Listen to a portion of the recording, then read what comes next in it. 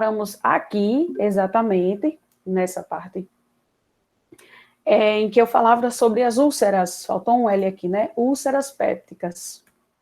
Oh, meu Deus do céu. Pronto, corrigi. A professora de vocês corrigiu. E eu estava falando também da diferença, né? Existem várias terminologias. Péptica é porque é relacionado a um local em específico.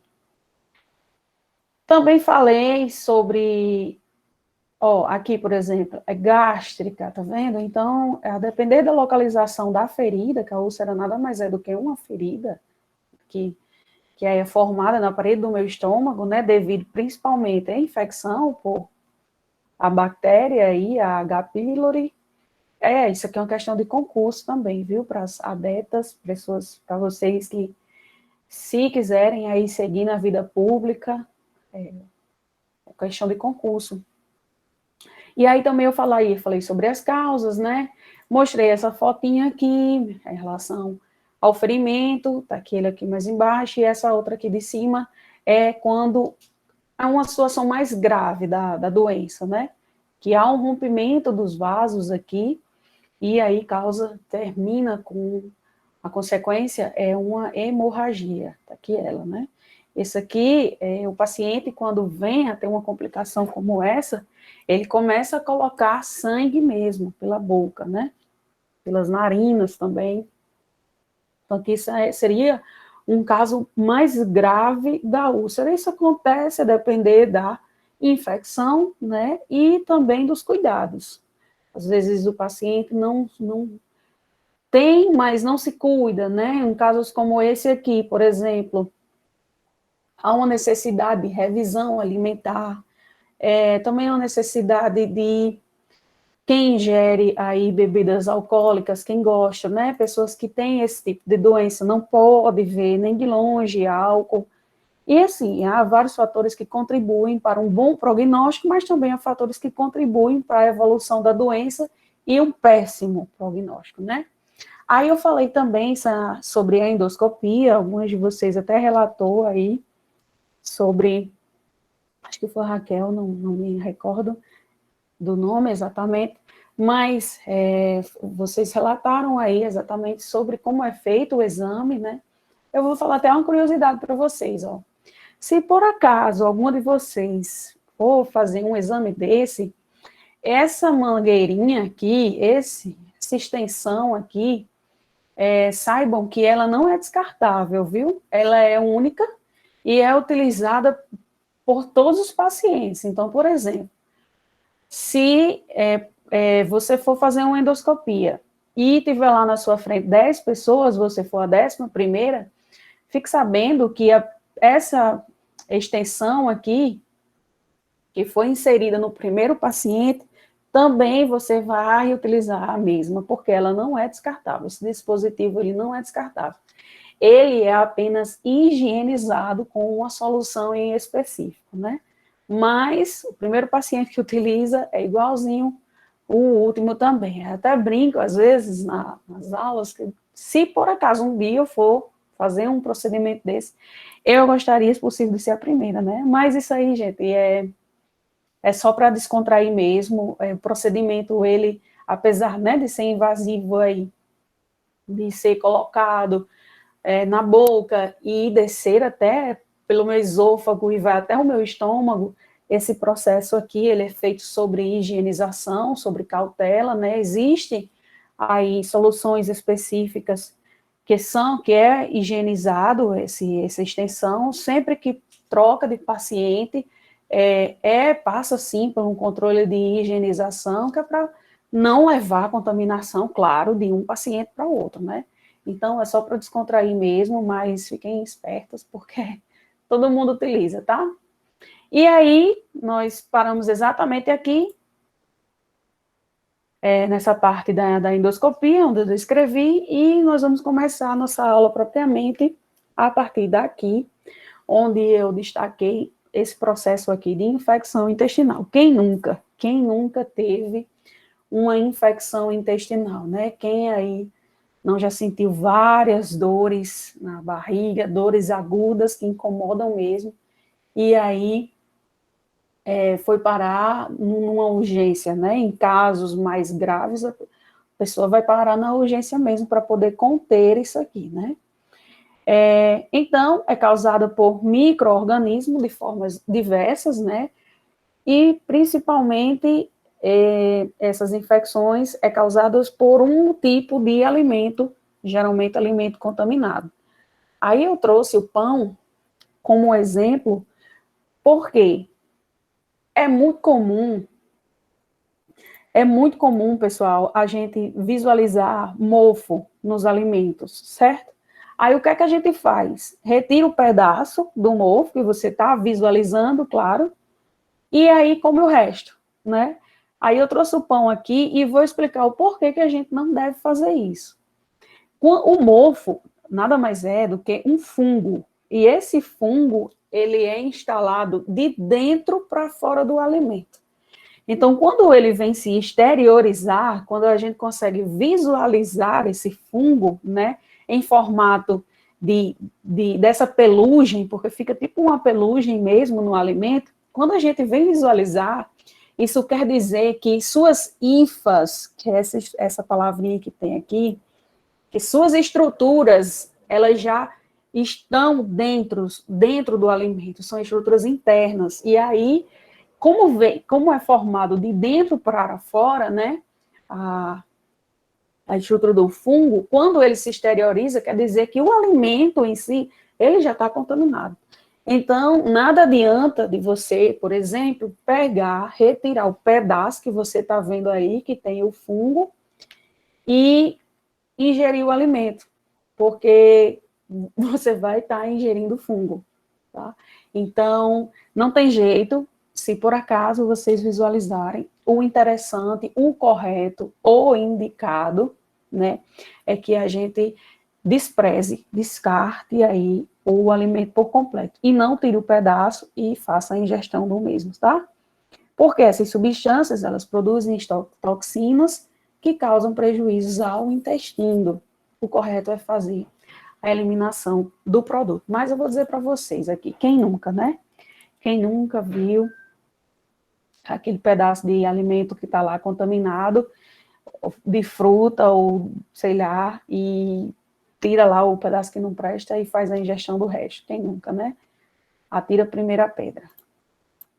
Mas aí vocês sabem o que é certo e o que não deve, o que deve e o que não deve fazer, né? E aí fica a critério de cada uma. Então vamos lá, seguindo. Eu trouxe aqui o omeprazol, é uma medicação muito utilizada, principalmente para pacientes que fazem uso contínuo de anti-inflamatórios, né? A classe aí dos anti-inflamatórios. Por quê? Porque por si só, o anti-inflamatório, ele agride a mucosa do meu estômago, causando ferimentos. E aí, essa medicação, o omeprazol, ela vai servir como um protetor gástrico, né? A palavra é essa. Ele serve para proteger a parede, a mucosa que reveste o meu estômago, de forma que medicações elas não possam atingir e aí causar prejuízos. O que muita gente não sabe é a forma correta de se tomar o omeprazol. E o que é que faz? Toma todo mundo de uma vez. Por exemplo, tem gente que precisa tomar, faz aí o uso, né, contínuo de 3, 4 comprimidos diários. E aí tem lá o omeprazol. O interessante seria que ele fosse tomado 30 minutos antes de qualquer medicação que você fosse ingerir, né? Mas não é isso que as pessoas fazem. O que as pessoas fazem comumente é toma tudo numa hora só. E aí o efeito nem sempre é o esperado, tá? Nem sempre o efeito é o efeito desejado. Aí a gente tem sim um comprometimento, uma lesão do estômago, mas não vai ser o caso de vocês, porque a partir de hoje, quem tomava de forma errada tem aí a opção de conhecer, né, a ação da medicação e fazer o uso correto, tá? Então, também, ó, pode ser ingerido 1 hora antes do café da manhã. Depende da quantidade que o médico prescreveu para cada paciente, tá? Tem gente que só faz a ingestão dessa medicação uma vez. Tem gente que não, precisa fazer mais de uma vez. Aí, se for o caso do paciente tomar só uma vez, ele pode tomar uma dose diária 30 minutos antes do café. No estômago, essa medicação atua sobre as células parietais. Gente, essas células aqui, elas são responsáveis por produzir o ácido clorídrico presente lá no estômago, que a gente já falou sobre ele.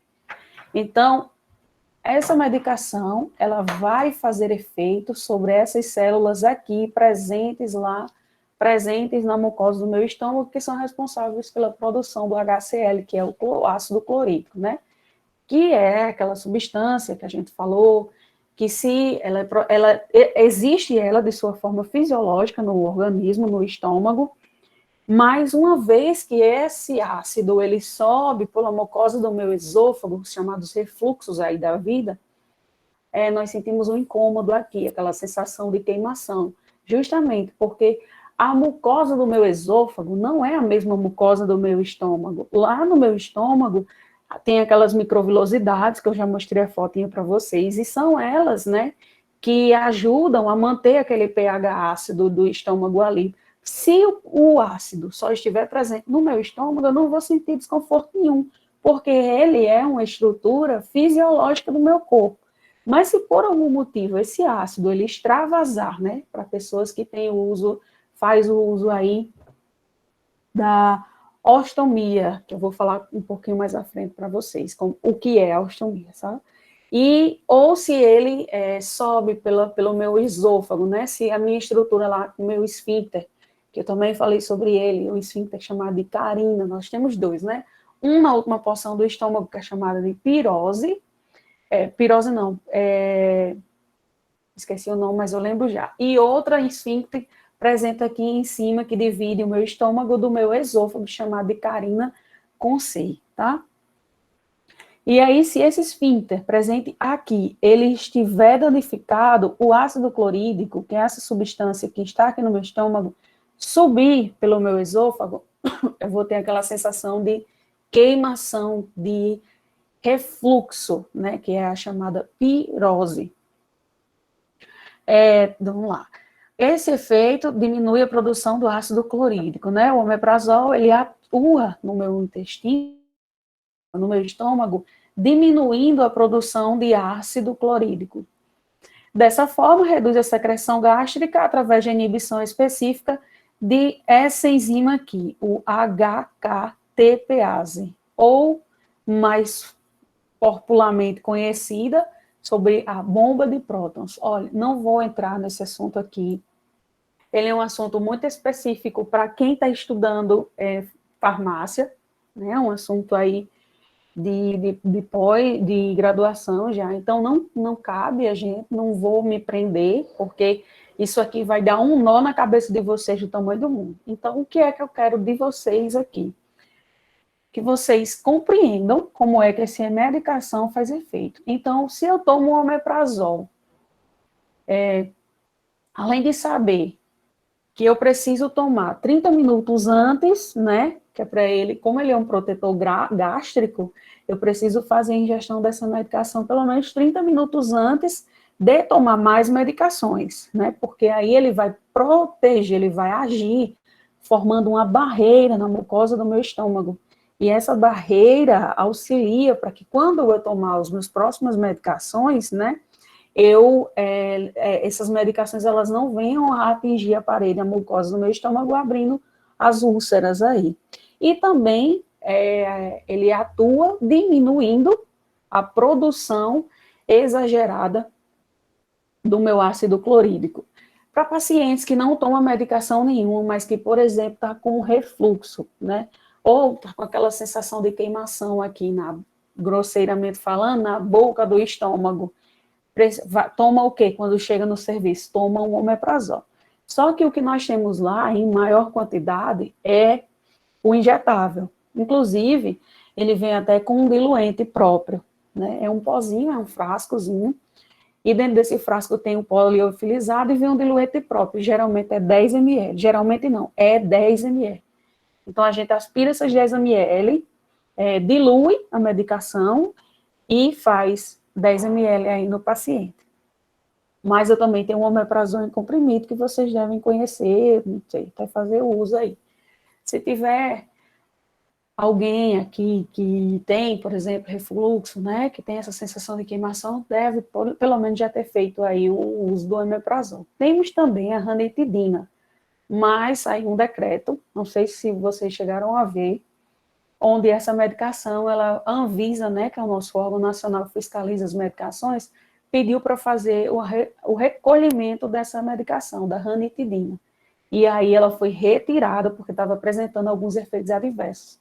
E aí ela foi retirada do comércio, né? Então nós temos aí como principal, claro que nós temos outro, mas esse aqui é como se fosse o manda-chuva, né? É o omeprazol, também conhecido como a bomba de prótons, diminuidor da bomba de prótons, que é essa estrutura aqui que forma a minha secreção gástrica, tá? Mas aí eu não vou me prender muito a isso não, porque senão vai embananar todo mundo aqui.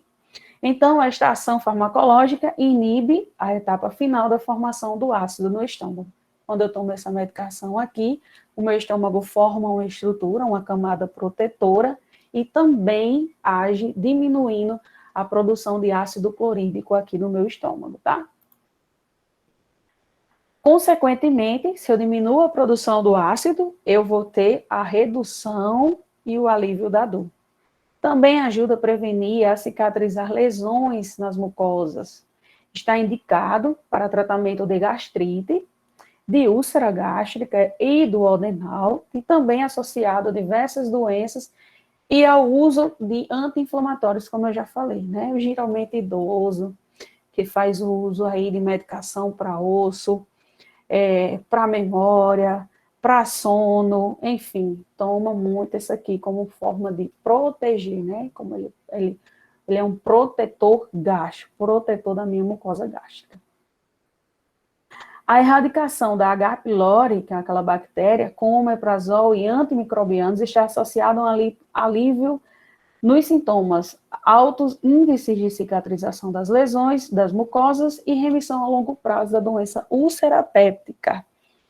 Pessoas que também já tiveram essa... Teve até uma aluna aqui que me relatou que já teve infecção por H. pylori, né? H. pylori. Deve ter feito, sim, aí o uso do omeprazol, porque precisa proteger, né? Causar ter esse efeito aí de proteção, uma vez que é feito também o tratamento com o uso de antibióticos e anti-inflamatórios, né? Então, associado a essas medicações, geralmente, não é regra, um médico faz aí a prescrição do omeprazol. Se vocês nunca tomaram omeprazol, eu acho que já tomaram um antiácido. Antiácidos são aqueles remedinhos grandes que a gente coloca dentro lá do copinho e faz, né?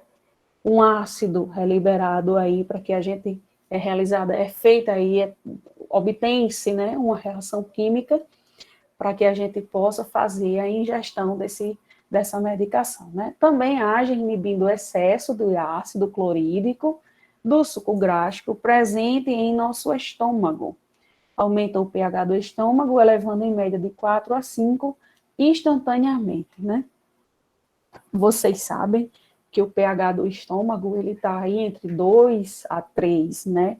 Então, é bastante ácido mesmo. Quanto mais próximo do zero, não sei se vocês lembram aí, né? Quando vocês estudaram química na escola, quanto mais próximo do zero, mais ácido uma substância. Quanto mais próximo do 14, né, tem uma escalazinha aí, não sei se vocês estão lembrando, para a gente observar se uma substância é ácida ou gástrica. Então, só para relembrar vocês, mas isso não vai cair na prova, não se preocupe. Nós temos do 0 a 7, de 7 a 14. Então, quanto mais próximo ao zero for o número, mais ácida é uma substância X. Quanto mais próxima do 14, mais básica é uma substância, tá? Então, o pH do estômago aí, ele está entre 2 e 3. Então, vejam que está bem próximo do zero. Então, uma solução, né, bastante ácida. Deixa eu ver aqui. Tem alguém querendo entrar? ia aceitar e desapareceu. Mas, enfim, entra de novo, tá? Em sua maioria, são bases fracas, compostas por sais de magnésio e alumínio e bicarbonato de sódio. Essas estruturas ajudam a elevar o pH estomacal e auxiliam na má digestão, azia, náuseas e dores abdominais. Deixa eu ver aqui o que é que vocês estão me perguntando. Sobre a dita mangueirinha, Micaele, sobre a dita mangueirinha da endoscopia. Em uma aula, o professor deu exemplos de uma clínica em Açu que os pacientes reclamavam que pelo tempo de um paciente para outro não dava tempo de fazer a esterilização do aparelho. Isso é muito grave e antiético.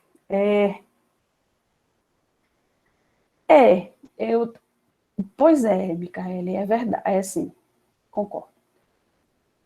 Quem faltou apresentar, só vai apresentar. Isso, apresenta no final, pessoal, acho que é melhor. Por enquanto, a gente conclui a aula e aí, no finalzinho, vocês apresentam, tá?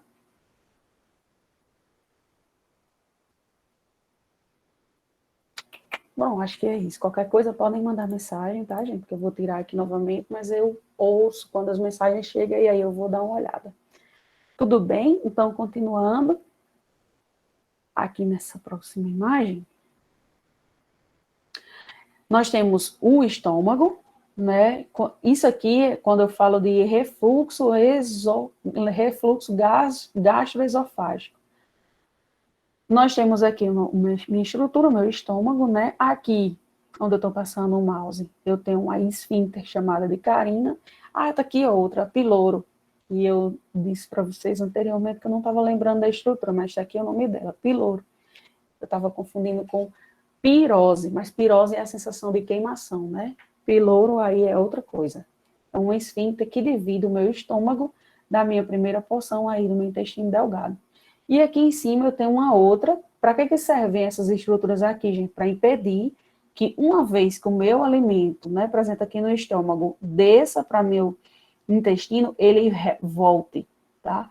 Então essas esfíncteres, após a passagem do alimento, elas se fecham para evitar o retorno da alimentação. Em situações normais fisiológicas, né?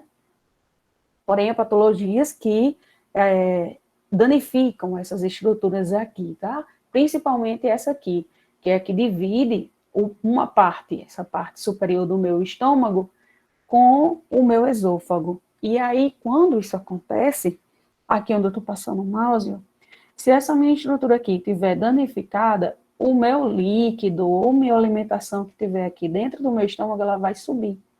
E aí, quando isso acontece, vai junto também o ácido clorídrico presente no meu estômago. Por isso, a sensação de queimação.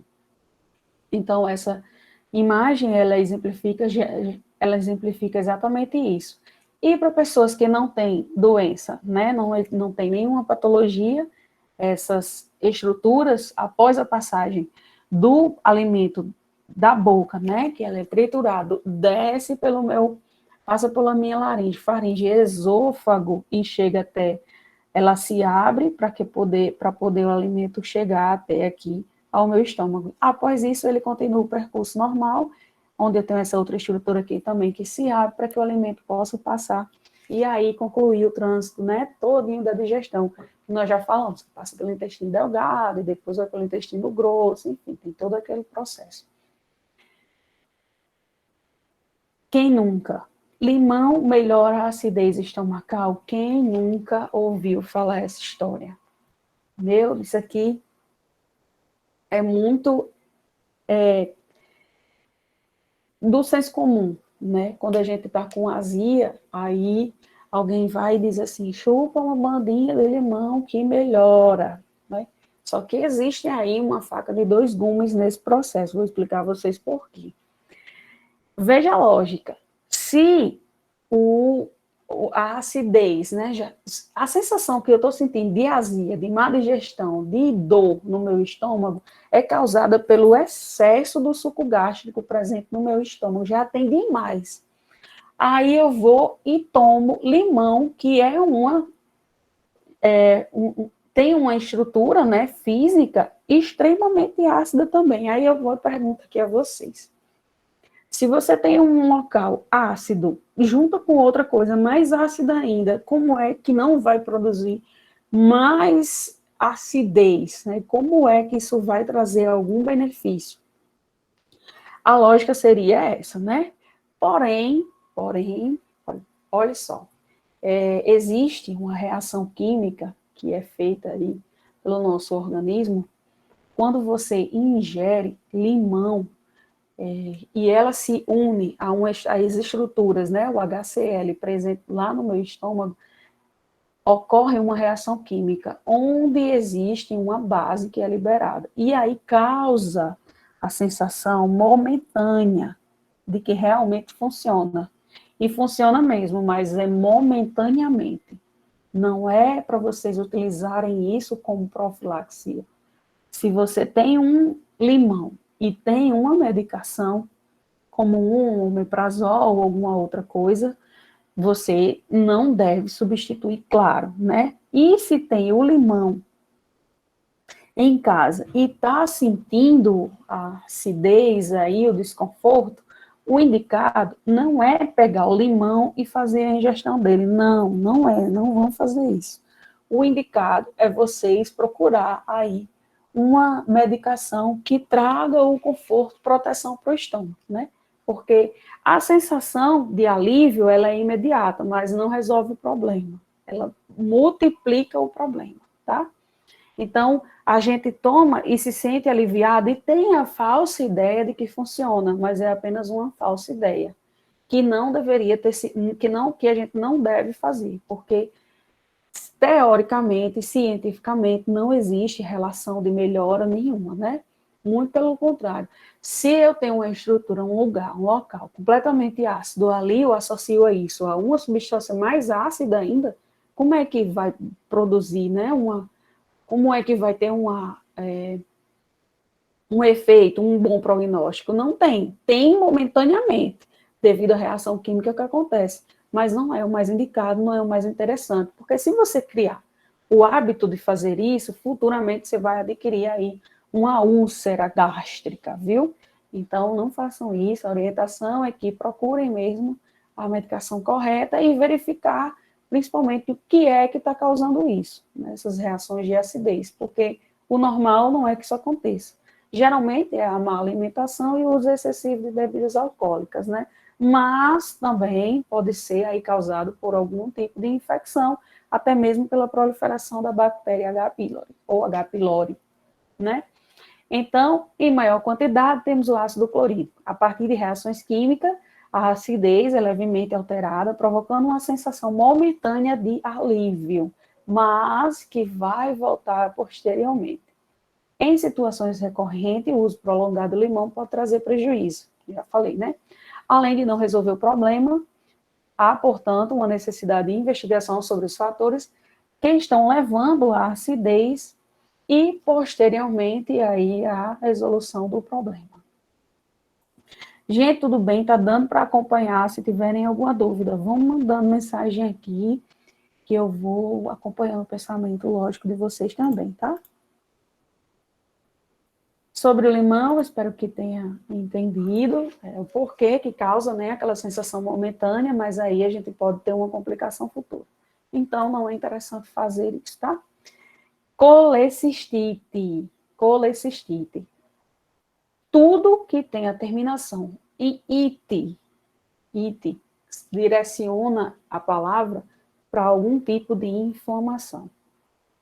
Tá? Então, aqui seria a inflamação, uma inflamação aí decorrente da minha vesícula biliar. A vesícula, ela está localizada abaixo do fígado. Eu acho que eu já mostrei mostrei uma estrutura que tinha lá a minha vesícula, né? A bile, um líquido que é produzido dentro do fígado e ajuda na digestão, juntamente com a solução aí pancreática. Eu falei isso no início dessa aula aqui, né? Então, o líquido que é produzido por esse órgão aqui, chamado de vesícula biliar, é bile, é aquele líquidozinho verde. Então, às vezes, quando a gente está doente, deixa eu dar um exemplo, quando a gente está doente, que está vomitando bastante, né? Quando você começa a que não tem mais alimento dentro do estômago, né? E você já teve vários episódios aí de vômito, a gente começa a vomitar verde, uma solução esverdeada, amarelada, esverdeada. Então, nada mais é do que o suco gástrico, né? E aí, em maior quantidade, nós temos aqui a bile. Então, essa substância, fisiologicamente, ela está presente no meu organismo para ajudar a emulsificar as substâncias. O que é isso? Ajuda aí no processo de digestão, né? Ajuda a... funciona, grosseiramente falando, é como se fosse o nosso liquidificador. Então, essa substância, ela ajuda a homogeneizar, né, as minhas soluções gástricas aí.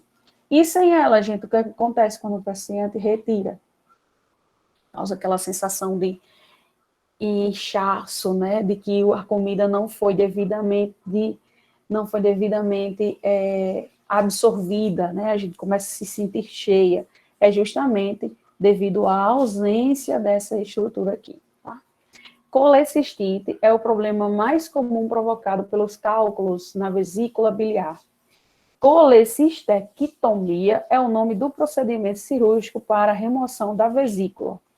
Assim como eu falei que IT é tudo aquilo que envolve inflamação, essa outra terminologia aqui, ó, tomia, que é retirada de algum órgão. Então, colicectomia é a retirada da vesícula biliar. Antibióticos e anti-inflamatórios reduzem os sintomas da inflamação causada por essa patologia aí. Uma pessoa que retira a vesícula pode sobreviver? Claro, né? Pode sim. Tem gente que vive muito bem, obrigada, e come de tudo. Tem pessoas não, né? Que sentem aí a falta do órgão, sim. Aí não é regra, né? E aqui, eu já tive a oportunidade, como eu trabalhei em centro cirúrgico, foi uma experiência incrível que eu adquiri para a minha vida também. Eu tive a oportunidade de ver muitas dessas substâncias, esses cálculos em substâncias, né? Esses cálculos aqui, ó, e é desse jeito mesmo, parecem umas pedrinhas, né? Então, aqui eu tenho a minha vesícula, essa parte vermelhinha aqui seria a minha vesícula, e dentro dela a formação desses cálculos biliares, né? Que são essas estruturas aqui que não servem de nada, além de desconforto, dor, inflamação e sensação de que vai morrer. Porque quem tem pedra na vesícula, assim como quem tem pedra nos rins, reclama muito de dor, e é uma dor muito forte mesmo, né? A ponto que a gente precisa retirar, porque eu quero falar substâncias, essas estruturas aqui, elas produzem toxinas, elas produzem, sim, substâncias que faz mal e levam ao comprometimento, ao má funcionamento do órgão. E aí, quando tem muita assim, é indicado mesmo que faça colicectomia, que é a retirada da vesícula por completo. Se fosse nos rins, pessoal, aí também existe as cirurgias, né, para retirar as pedras, mas a gente não retira o rim, né?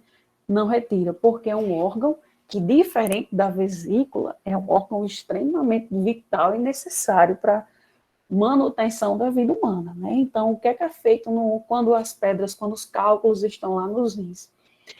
Indicação, né?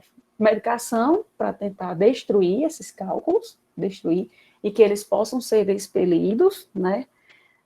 Direto eles passam, aí são destruídos, o que a medicação faz? Ela destrói isso aqui em pedaços menores, para que ela possa ser, o organismo, ele trate de excretar esses cálculos aqui, essas pedrinhas, né, que é formada. E aí, isso causa muita dor, principalmente quando eles se movem. Toda vez, eu tô falando em relação a rim, né? Toda vez que essas pedrinhas aqui, elas se movem, ou que elas passam para minhas uretras, pelas minhas vias uretrais, que é a estrutura que faz parte aí do meu sistema urinário, o paciente sente muita dor, muito incômodo. E aí a remoção pode ser feita a laser, né? É uma cirurgia que o SUS não dá remoção a laser, geralmente tem que ir lá para o bisturi mesmo para fazer isso, essa retirada. E aqui, essa outra colestectomia dá sim, o SUS dá essa cirurgia por completo, tranquilamente.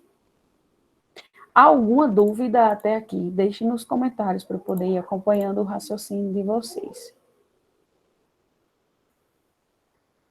Pessoal, agora vamos entrar em uma segunda parte da aula, onde eu vou falar sobre sondas de alimentação e sonda de eliminação de urina, que são as sondas vesicais. Aí vocês vão me perguntar assim, Luana, o técnico de enfermagem, ele precisa saber disso aqui? Precisa. Precisa sim. Por que ele precisa? Porque ele auxilia o enfermeiro, auxilia aí o... Eu nunca vi médico fazendo isso aqui, não, eu só vejo enfermeiro mesmo. Mas é uma atividade privativa do enfermeiro, porém o médico pode fazer também. Então, o técnico de enfermagem, ele passa a sonda de alimentação, ou ele passa a sonda vesical, né, de demora ou de alívio, que é aquela sonda que o paciente faz xixi, através dela, não. Ele não faz, vocês não vão fazer isso. Mas vocês vão auxiliar o enfermeiro ou o médico a poder fazer isso. E em uma situação de urgência, onde o médico prescreva, vocês, se tiverem o conhecimento técnico, observem, se vocês tiverem o conhecimento técnico, vocês podem sim fazer isso, tá?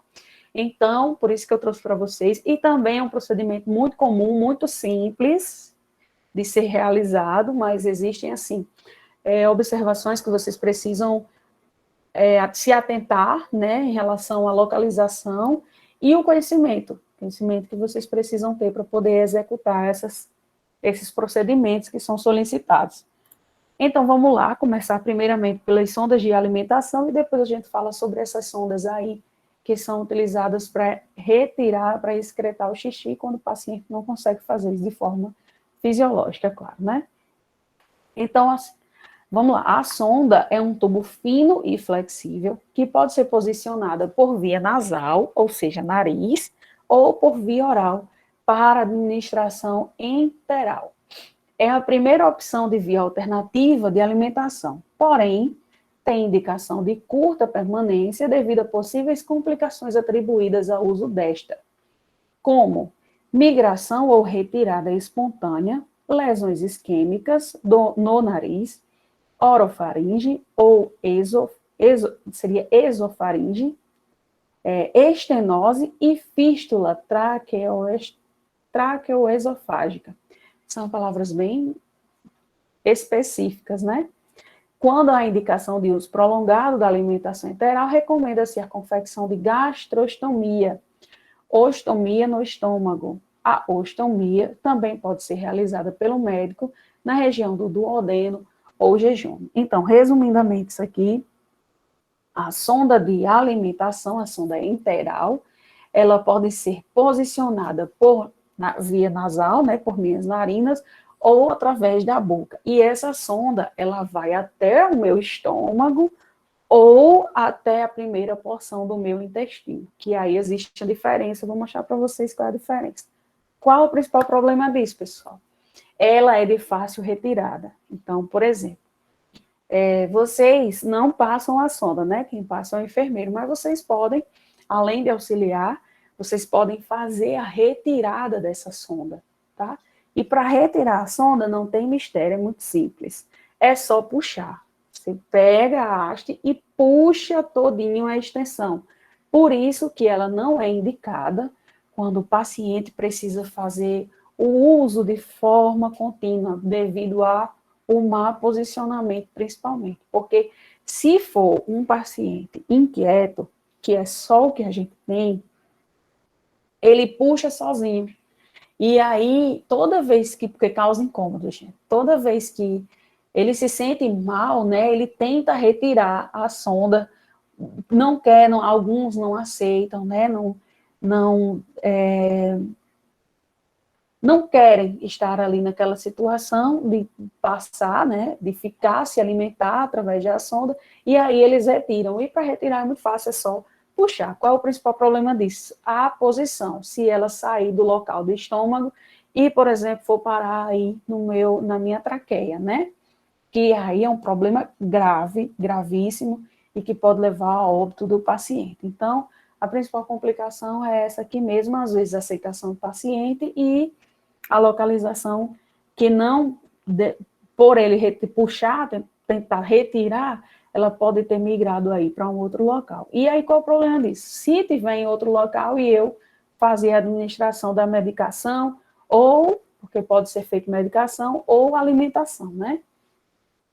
Aí eu posso colocar a medicação ou a alimentação no local errado. E uma vez administrado, a gente tem um problema muito grande, principalmente porque causa infecções e pode levar a óbito, né? O óbito do paciente. Então, vou mostrar a vocês como é que isso acontece, e eu também acho que eu tenho uma imagem aqui para mostrar se ela sair do local, o que a gente precisa fazer, tá? Então, dependendo das condições clínicas e patológicas, o paciente pode apresentar disfasia orofaríngea, a necessidade de fazer uso de via alternativa de alimentação. A alimentação é ofertada diretamente no trato digestório, chamada de nutrição enteral, desde que o trato gastrointestinal esteja funcionando total ou parcialmente.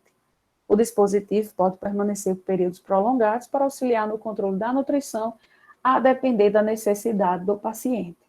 Então, um paciente que faz o uso de sonda nasogástrica ou nasoenteral, que precisa passar por muito tempo, porque teve alguma complicação no esôfago, na laringe, na faringe, ou até mesmo na boca, né, estruturas como essas que precisam fazer a utilização aí da sonda, o indicado é que futuramente o médico possa fazer um procedimento cirúrgico chamado de ostomia, para que a sonda ela seja retirada, e aí o paciente ele recebe a alimentação diretamente por uma outra via, por uma outra sonda, chamada de ostomia, né, por um outro local chamado de ostomia, que eu vou mostrar para vocês.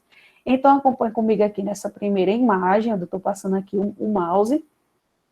Aqui nós temos um tipo de sonda nasogástrica. Vocês observam que está aqui a pontinha da sonda, e aí a gente passa pela narina, né? Desce, passa aqui pelo meu laringe, faringe, desce pelo meu esôfago, e tá aqui, olha o finalzinho dela aqui dentro do meu estômago, aqui embaixo, tá? Olha aqui a nasoenteral ou nasoentérica, que mostra aqui.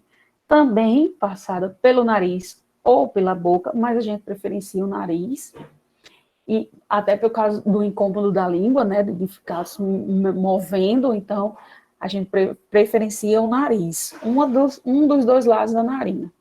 E aí passa pelo nariz, laringe, faringe, vem até o meu estômago aqui, ó, e termina, observem aqui embaixo, eu estou passando o mouse, que ela fica aqui na minha primeira porção do meu intestino delgado, tá? Então a gente desce um pouco mais a sonda. Uma coisa que tem diferente, que eu trouxe uma imagem, vou mostrar a vocês também. Dentro dela tem um fio guia, chamado de fio guia. Para que serve esse fio guia, Luan? Como é uma sonda um pouco mais invasiva, porque ela desce a primeira porção do intestino, não fica no meu estômago, eu preciso de um exame de raio-x para mostrar se ela realmente está no local correto. Então, esse fio guia, ele serve justamente para isso, para sair no raio-x, e na pontinha da sonda tem uma estrutura radiopaca também, que é visualizada no raio-x. Então, quando a gente passa uma sonda desse nasoenteral, que como essa, a necessidade do paciente fazer o raio-x para ver a localização, e aí depois é que a gente oferta a alimentação. Diferente da nasogástrica. A nasogástrica, ela não tem esse fio guia, e a localização que ela fica, não é na primeira porção do meu intestino, e sim no meu estômago, tá? E por fim, é a gastrostomia, que é um procedimento onde o médico faz a abertura, aqui, ó, ele faz a abertura, não tem sonda nenhuma vindo daqui da minha narina, não, tá? Aqui tá a via tá livre, tá pérvia, né? o médico faz uma incisão, através de um procedimento cirúrgico, ele faz uma incisão aqui, uma abertura na parede do meu estômago, e aí a sonda fica exatamente aqui onde eu estou passando o mouse, ó. Tá aqui, é a pontinha da sonda, e aqui ela fica ligada diretamente no meu estômago, tá? Então, o paciente, ele vai receber alimentação, medicação, por aqui, ó, por aqui, por essa primeira porçãozinha aqui do meu estômago, tá aqui ele, aqui embaixo, tá? Esse procedimento é chamado de gastrostomia. E tá aqui a sonda. E, outra coisa, a diferença não é a mesma sonda, nem nasogástrica, nem nasoenteral. Aqui, geralmente, é uma Foley, que eu vou mostrar para vocês, eu também trouxe imagem.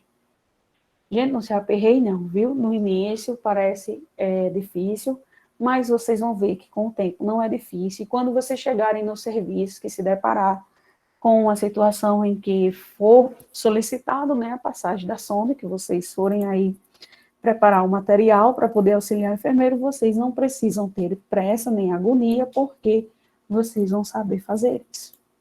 Se não souber, pede ajuda, né? Normal, nem todo mundo sabe de tudo. Mas, mais importante do que isso que eu trouxe para vocês, é porque vocês não se sintam igual a série em tiroteio, né? Quando vocês se depararem com essa situação, vocês, eu já vi alguma coisa do tipo. Então, é diferente de você nunca ter visto, nunca ter ouvido falar, né? Por isso que eu achei interessante trazer para vocês, e por isso que eu estou falando. Então, a nasogástrica e a orogástrica. Nasogástrica, porque, obviamente, está localizado no meu nariz, né? E a orogástrica, na minha cavidade oral. Pode ser posicionada no nariz e boca e vai até o estômago. Aqui é praticamente um resumo do que eu falei aqui atrás, né? Indicado para pacientes que não conseguem se alimentar, o deglutir. Deglutir dá o goto, mesma coisa. E trata-se de um procedimento relativamente simples. Os cuidados, evitar obstruir e o posicionamento que eu já falei para vocês.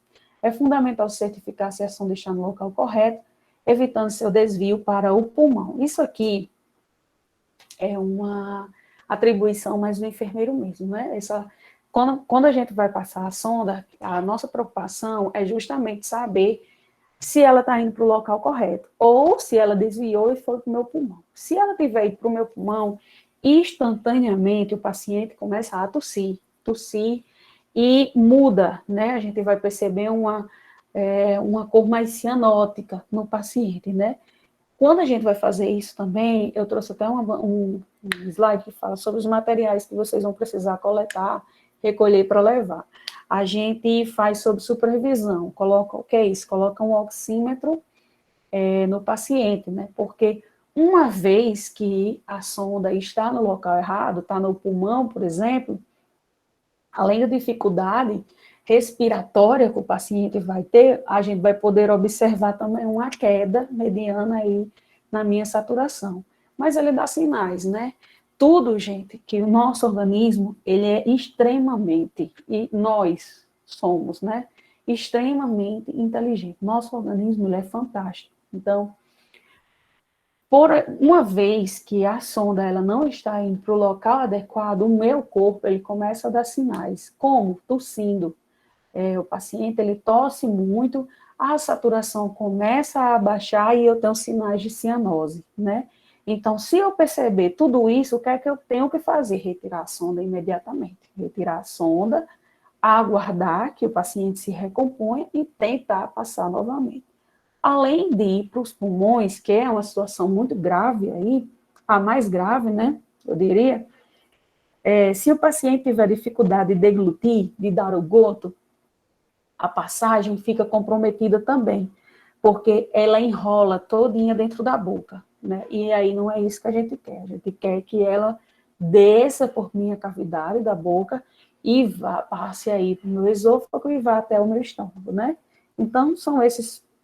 apesar de ser um procedimento simples, porque realmente é simples, não demora não há demora, né, na passagem, mas a gente precisa saber aí em relação ao posicionamento e a obstrução do lúmen. Na ponta da sonda existe um furinho.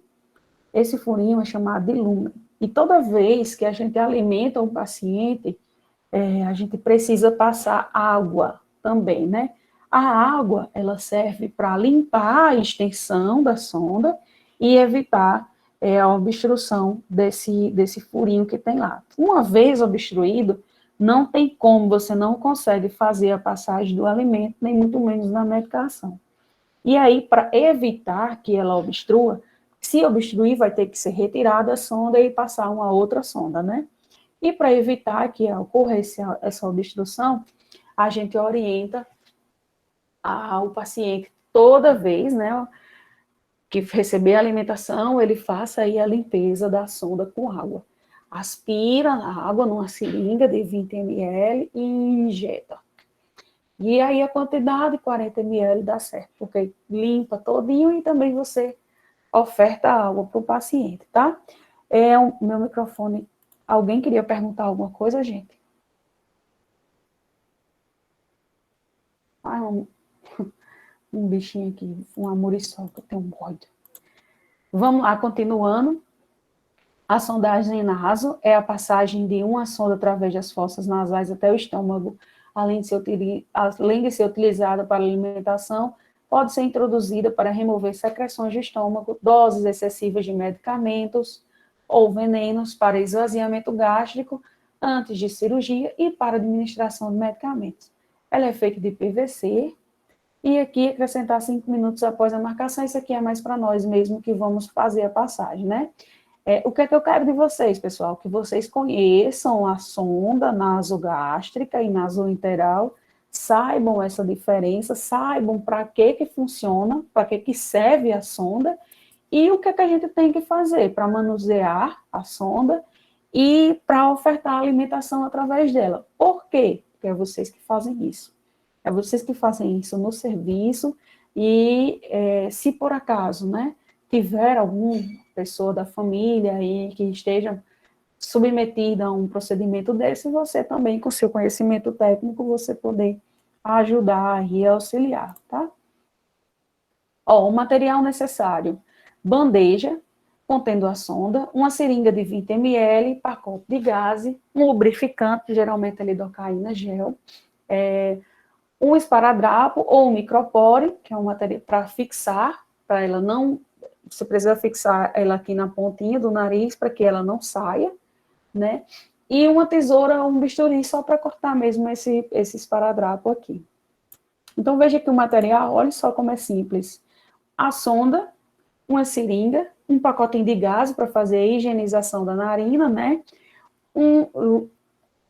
Um lubrificante, geralmente é a lidocaína, geralmente não, é a lidocaína, que é um analgésico, e um esparadrapo, para você poder fazer a fixação. Então, é vocês que fazem, vocês que recolhem esse material aqui, para poder auxiliar a gente, e quem introduz o enfermeiro. E a nasoenteral é colocada na narina até o estômago ou pós-pilórico no intestino. É colocada na narina até o meu intestino, certo?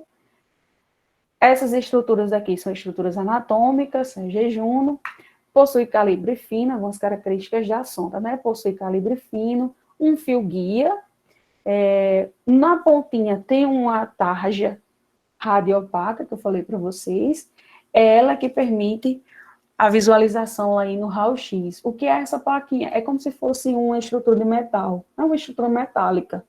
E aí dá para a gente visualizar facilmente no raio-x.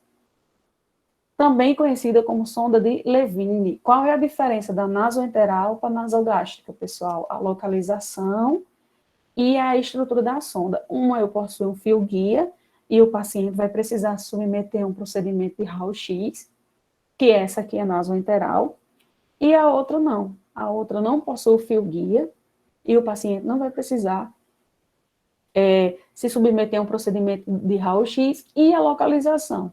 A nasogástrica, ela vai até o meu estômago, e a nasoenteral, ela vai até o meu intestino delgado. Primeira porção do intestino delgado.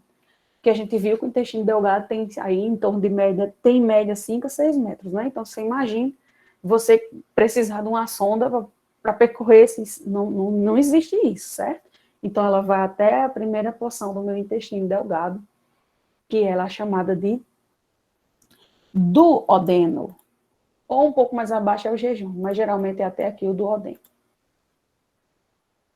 Tá aqui ela, ó. Observem aqui, tá aqui a minha sonda, né? Eu introduzi através de narina, desceu pelo meu esôfago, passou pelo meu estômago e está aqui ela, aqui embaixo, ó, amarelinha, na primeira porção do meu intestino delgado. Eita, passei demais. Deixa eu voltar. Aqui. A nasoenteral é feita de poliuretano ou silicone. Após a medicação acrescentar cerca de 20 centímetros, isso aqui é para nós, né, enfermeiros, que somos nós que passamos, ó. Não possui uma ponta radiopaca e não é necessário realizar o raio-x, ou é necessário realizar o raio-x para se certificar do posicionamento correto da sonda. Tá aqui ela, a nasoenteral é essa aqui. Eu não sei se vocês estão vendo aí, não sei se dá para ver na imagem, mas a pontinha radiopaca que eu me refiro é essa estrutura aqui onde eu estou passando o mouse. Ó. No final da sonda, eu tenho uma estrutura metálica mesmo, e é ela que eu visualizo lá no meu raio-x. E dentro, e aqui, ó, nessa outra parte aqui onde eu estou passando o mouse, vocês observam que eu tenho a minha sonda normal, e aqui eu tenho uma estrutura chamada de fio-guia. É um fio mesmo, que percorre toda essa extensão aqui, esse fio, e ele serve para a gente visualizar também no raio-x. Então, quando o paciente fala raio-x, eu vejo toda essa estrutura aqui, ó, da sonda, eu vejo tudo isso aqui, até o meu intestino. É por isso que eu me certifico da localização correta dela. Uma vez que ela não precisa passar pelo meu estômago e até o meu intestino, eu preciso de um auxílio para me certificar que realmente não está no meu estômago e sim no meu intestino. E quem é que diz a diferença? O médico. Ele que vai dizer se ele quer uma sonda nasoenteral ou se quer uma sonda nasogástrica, né? A depender aí da clínica do paciente. Se o paciente permitir, né? Se não tiver complicações aí no meu trato, no meu estômago, eu posso passar uma nasogástrica também, dependendo da finalidade. Ou, por outra, o médico também ele pode solicitar uma nasoenteral.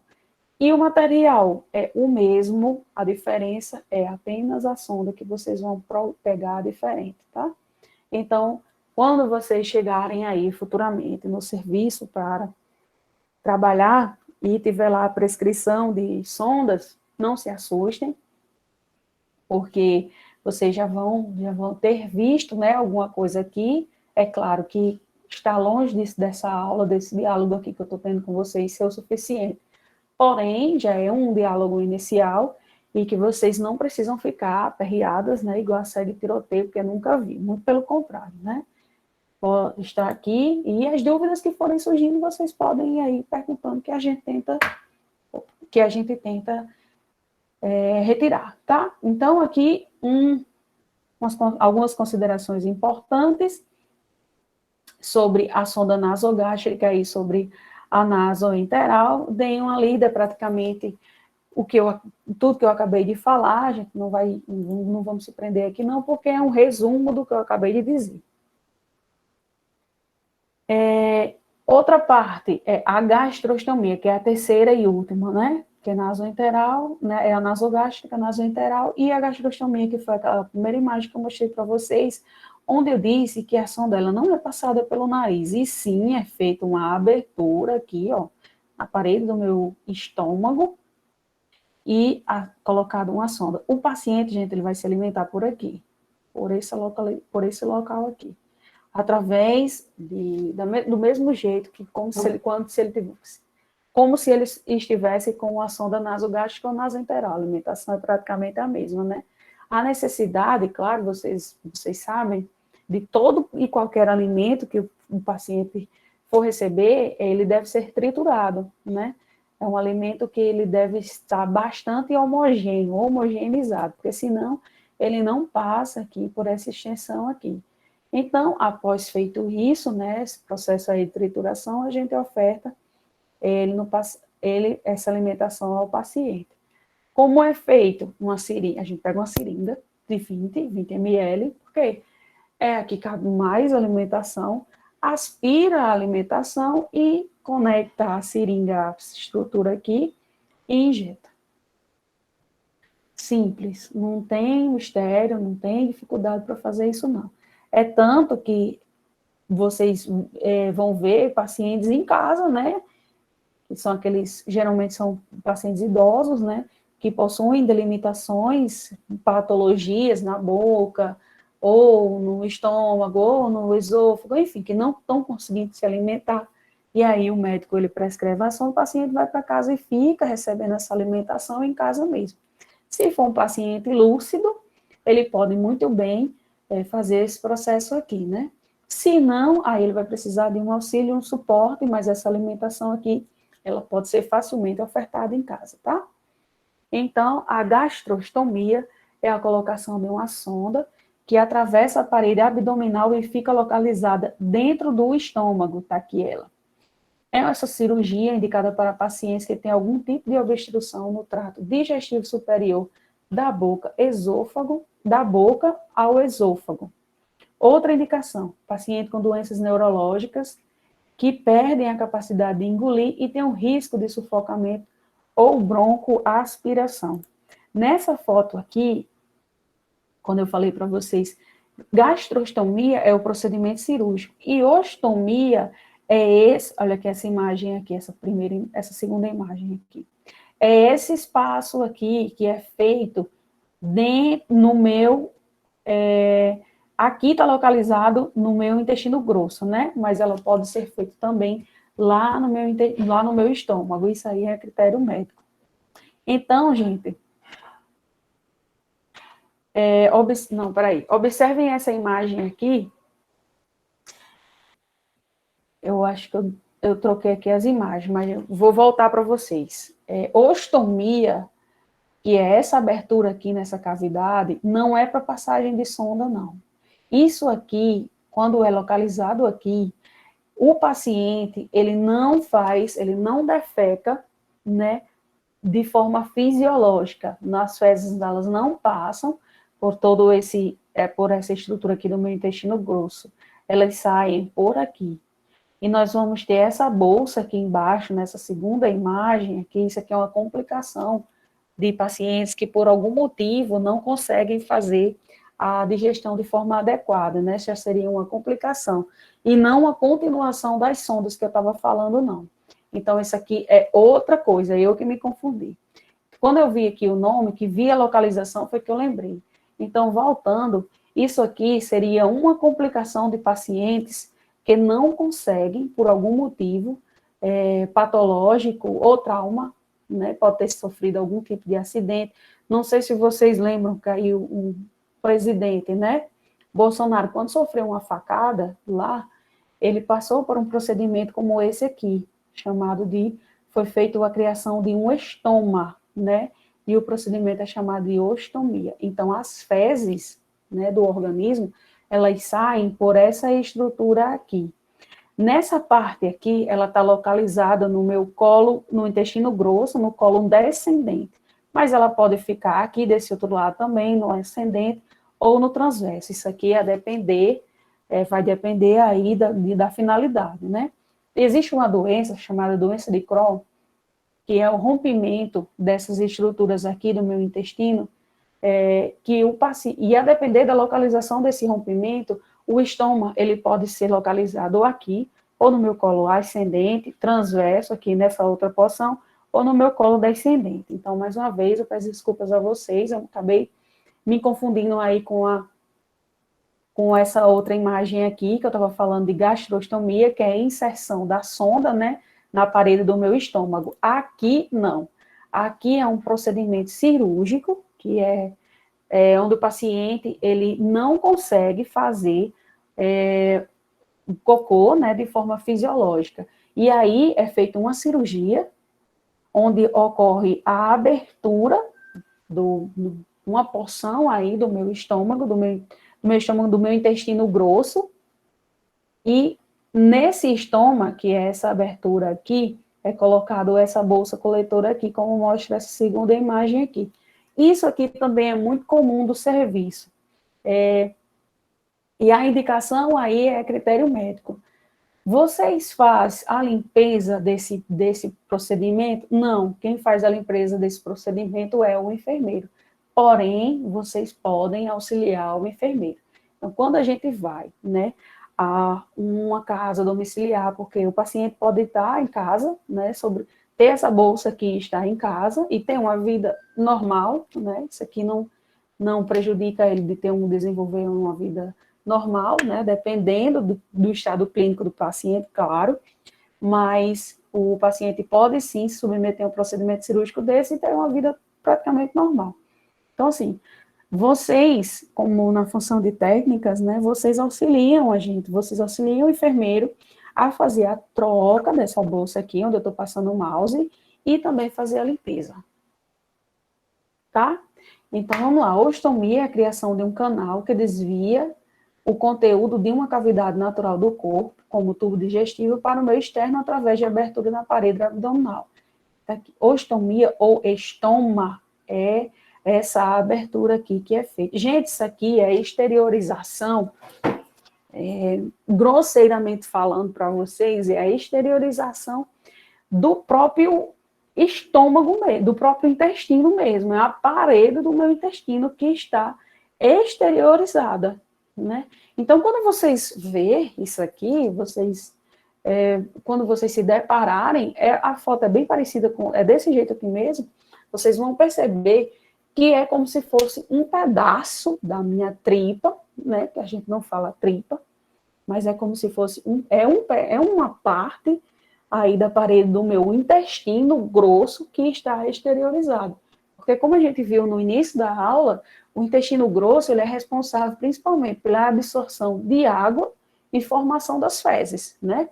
Enquanto o meu intestino delgado ele tem outra função, que é principalmente a metabolização aí das medicações e dos alimentos, né? O meu intestino grosso, não, ele tem outra função, que é absorver em sua maioria as fezes, formar as fezes e absorver em sua maioria água, tá? Então, quem faz a limpeza dessa bolsa aqui, novamente, é o enfermeiro, mas o técnico de enfermagem, ele auxilia, tá? Então, por ser um procedimento muito simples e muito visto também, eu achei importante trazer para vocês. Isso aqui é como se fosse uma complicação patológica, né? Ou devido a um trauma, que pode ter o caso aí do presidente de algumas de vocês, não sei se de todas, do Bolsonaro, que dizem que ele levou uma facada, que ele passou por esse procedimento, ou patológico, né? Nós temos aí como, por exemplo, a doença de Crohn, que é o rompimento, essa doença, ela rompe estruturas do meu intestino grosso. Alguém queria perguntar alguma coisa, gente? Se sim, se não, vão falando aqui para mim. Caso contrário, eu vou continuando, tá? Então, novamente, espero que vocês tenham entendido. Fui eu que fiz uma troca aqui na minha cabeça. Ó, gastrostomia, né? Paciente de 2 anos apresentando déficit neuromotor ao nascer, evolui com traqueostomia e gastrostomia. Traqueostomia, não sei se vocês já viram, é aquele procedimento onde o médico faz a abertura aqui na minha traqueia, né? É introduzido uma cânula chamada de Guedel, e aí ele respira através dessa abertura aqui. Então, esse procedimento é chamado de traqueostomia. Geralmente, pacientes que estão entubados e passam mais de 7 dias, né, com o tubo, devido às complicações que o tubo ele pode causar, principalmente em infecções, é opinado por fazer essa cirurgia aqui, que é uma abertura na minha traqueia, né? Esse procedimento é chamado de traqueostomia. E o outro, a gastrostomia, é esse que a gente acabou de visualizar, tá aqui ele, que é a colocação de uma sonda aqui na parede do meu estômago. Eu vou mostrar para vocês como é essa sonda aqui. Eu tenho uma foto dela. E esses bonequinhos aqui, gente, porque como é pediatria, aí também tem aquele lado da humanização, né? Que a gente, para onde vai, tem que levar. Não pode esquecer, não. E por ser um procedimento muito invasivo, né? Imagine como a criancinha aí, a própria imagem mostra, feito essas, tipo como se fossem umas bolsinhas, né? Para colocar aqui, nessa região da garganta, onde é feita a traqueostomia, para que a criança ela se sinta mais confortável, né? Porque é um procedimento bem invasivo mesmo, bem chato, e a depender da finalidade, você pode viver aí com esse procedimento para o resto da vida, né? Provavelmente é o que acontece com essa garotinha aí, já que ela possui um déficit neuromotor. Então, essas carinhas aqui é como se fosse uma capinha protetora mesmo, né, para trazer mais conforto, para trazer mais... deixar o procedimento menos invasivo, né, menos grosseiro, porque colostomia. Essa foto aqui, ela relata... Opa! Esse procedimento aqui de colostomia é exatamente esse aqui, né? Eu acho que eu inverti os slides. Esse aqui é a introdução desse processo aqui de ostomia. Então, como eu falei de gastrostomia, e as palavras são bem parecidas, ó, colostomia, aí eu trouxe as imagens que é para a gente poder separar uma coisa da outra. Para não acontecer o que aconteceu comigo, né? Que eu me confundi aqui. Então, gastrostomia é a colocação da sonda na parede do meu estômago. E colostomia é a colocação de uma bolsa coletora na parede no meu colo, né, que pode ser o colo no intestino grosso, né, o colo é ascendente, transverso ou descendente, conforme mostra essa imagem aqui. Tá aqui a bolsa. Uma curiosidade sobre essa bolsa é que ela é descartável.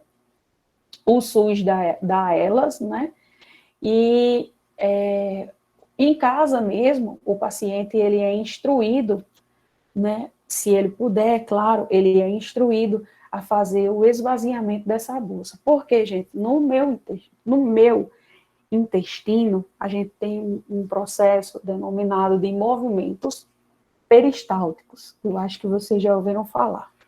Os movimentos peristálticos são os movimentos fisiológicos normais do meu intestino, né, que são as contrações, a movimentação, às vezes a barriga faz aquele som, aquilo ali é denominado de movimentos peristálticos. O organismo, após fazer a absorção do alimento, né, do bolo alimentar, como a gente viu no início da aula, ele faz o percurso, o bolo alimentar, ele passa para o meu estômago, vai para o meu intestino delgado, e por fim ele vai para o meu intestino grosso, onde é formado as minhas fezes, né? Então, aqui no meu intestino grosso, se por algum motivo o paciente tiver tido alguma complicação e precisar passar por um procedimento como esse, essa bolsa coletora, ela pode ficar, como eu já disse para você, em diversos locais do intestino grosso, ou aqui nessa primeira porção, ou nessa outra, na descendente, ou até aqui mesmo no finalzinho, tá? Por isso que eu trouxe a imagem. Eu acho que eu mexendo nos slides, acabei colocando um anterior ao outro, né? Que foi isso que aconteceu. Mas eu espero que vocês tenham entendido que eu queria trazer, o que eu queria mostrar para vocês. Era como funciona esse processo de colocação da sonda, a diferença da sonda, né? A indicação da sonda e esse outro processo aí de colostomia, tá? Que seria uma reação, onde uma complicação, né, patológica, onde o paciente ele faz esse esvaziamento aqui gástrico através dessas bolsas aqui, dessas bolsas coletoras. E o procedimento é chamado de ostomia, que é a dissecção, é a formação dessa estrutura aqui chamada de estoma na parede do meu intestino grosso, tá? Gente, me falem se vocês conseguiram acompanhar esse raciocínio aqui. Se sim, se não, quais foram as dúvidas que é para poder a gente sanar, retirar essas dúvidas, certo? E tem um outro aqui, chamado de jejunostomia. Qual é a diferença de todo mundo? O local, a localização, né? Temos lá a sonda que fica localizada lá na primeira porção do meu intestino delgado, temos também essa outra que fica no meu estômago, temos essa daqui, é na parede do jejum, também do meu intestino, e a sonda é essa daqui, ó. Observem que ela é diferente daquela que eu disse, da nasogástrica e da nasoenteral. A estrutura da sonda, ela é diferente. Essa sonda aqui é chamada de sonda de Foley, e ela tem duas estruturas aqui, onde eu estou passando o mouse, ó. Tem essa daqui e tem essa outra, que é por onde o paciente ele vai receber aqui a alimentação. Tá? Essa sonda aqui, ela não serve para fazer o esvaziamento da gástrico, não, daquela outra que tem as bolsas coletoras e fica a fezes, não. Essa daqui é para o paciente se alimentar mesmo. E o procedimento é chamado de jejunostomia, porque está na primeira porção do meu jejum, que é lá no meu intestino delgado, tá? E a sonda é diferente, eu vou mostrar para vocês. Eu não sei se eu trouxe a diferença do tipo de sonda. Mas assim, gente, na embalagem da própria sonda tem o nome, né? Então, se a gente tiver dúvida, igual medicação, que a gente tem dúvida sobre a medicação, é só a gente ler, né? Porque vai ter lá escrito nasogástrica, nasoenteral, sonda de Foley, tem tudo isso escrito, né? Então, por mais que eu não conheça a sonda, eu leio e aí eu faço a identificação. Essa daqui é utilizada também para fazer o cateterismo vesical de demora, que eu vou mostrar para vocês como é que funciona. Aqui é um resumo sobre as sondas, né, que a gente já falou, a nasogástrica, ó, a gastrostomia, a nasoenteral, ou nasoentérica, a mesma coisa, e a jejunostomia, que foi esse último aqui que a gente falou sobre ele. Então, o paciente, ele recebe alimentação e medicação por essa via aqui. Ele não se alimenta de forma fisiológica pela boca, não. Isso devido a alguma complicação patológica ou trauma que o paciente pode ter sofrido ou qualquer um outro problema, né? Ele precisa se alimentar aqui por essa via aqui. Eu acompanho um paciente pediátrico que ele tem esse tipo de sonda aqui. É desse jeito aqui, a sondinha dele. Quem faz essa troca somos nós, né, lá do serviço. Ela é feita, a indicação do médico é que seja feita pelo menos a cada 3 meses. Então, a cada 3 meses, o paciente vai lá na unidade, para a gente poder fazer a retirada dessa sonda aqui e colocação da mesma sonda no paciente. Em casa, com mais calma, se vocês quiserem, vocês podem ler essas informações que tem aqui, mas é praticamente a mesma coisa que eu acabei de falar. Deixa eu ver se tem alguém aqui falando comigo. Foi muito assunto hoje, né? Não tem ninguém mandando mensagem. Então, vamos continuando. Lembrando para vocês que todos esses assuntos aqui, eles estão na prova de amanhã. Então, vocês estudem, gente, para se sair bem na prova, né? Cateterismo vesical, nós temos 2 tipos, o de demora e o de alívio. Esse procedimento, pessoal, ele é feito quando o paciente não consegue fazer xixi, por algum motivo ele não consegue. E aí ele é submetido a um procedimento chamado de cateterismo vesical, que pode ser de alívio, conforme esse nome aqui, ó, cateterismo vesical de alívio, ou de demora. De alívio por quê? Porque é introduzido uma sonda, né? E após o esvaziamento da bexiga, essa sonda ela é retirada. Por isso que é chamada de alívio. De demora é porque, após a inserção da sonda, o paciente ele pode ficar com ela durante dias, meses, anos, né, a depender aí da indicação clínica, tá bom? Então, conceituando, é a introdução de uma sonda ou catéter na bexiga,